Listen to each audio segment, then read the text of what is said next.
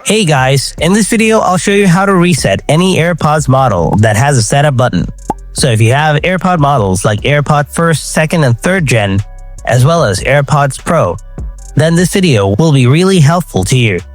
It's pretty straightforward, and here's how to do it. First of all, put both AirPods in the charging case and close the lid.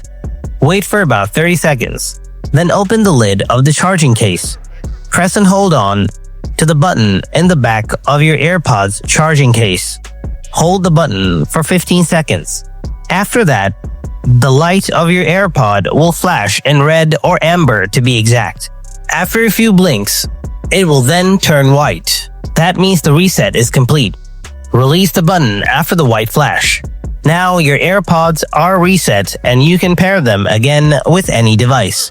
So guys, that's how you reset your AirPods with a button. I hope this video helped you out. Be sure to give this video a like and subscribe to my channel for more solutions just like this. Thanks a lot for watching.